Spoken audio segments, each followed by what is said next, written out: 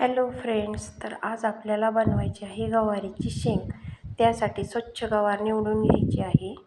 त्यानंतर आपल्याला हिरवी मिरची, लसूण त्याचा कूट करून घ्यायचा आहे. तो त्यामध्ये लगेच टाकून घ्यायचा आहे तेलामध्ये. तर बघा, अशा पद्धतीने टाकल्यानंतर त्यामध्ये थोडीशी जिरी, मोहरी,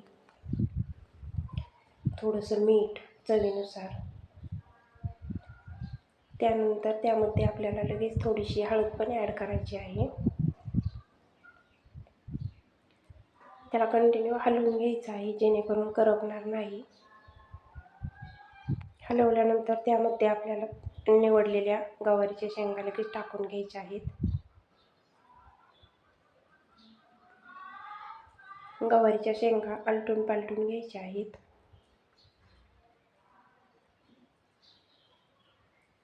तर अशा पद्धतीने आलटून पालटून घेतल्यानंतर गवारीच्या शेंगाला पूर्ण हिरवी मिरची आणि मिठाचं आवरण तयार झालं पाहिजे.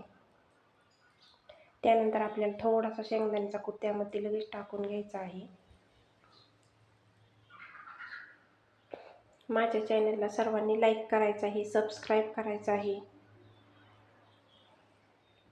तर बघा, अशा पद्धतीने हलवून घेतल्यानंतर ती चांगली भाजी शिजून घ्यायची आहे 5 मिनिटासाठी. जर आपल्याला थोडंसं पाणी त्यामध्ये टाकून घेणार आहोत, थोडीशी सरभरीत करायची आहे. यासाठी पूर्ण सुक्की पण नाही खावीशी वाटत, म्हणून थोडीशी पातळ बनवायची आहे. त्यासाठी आपल्याला थोडंसं पाणी पण टाकायचं आहे. शिजण्यासाठी पण लागणार आहे, थोडी लपथपीत पण होऊन जाईल. बघा, आता अशा पद्धतीने आपली गवारीची शेंग खाण्यासाठी तयार आहे.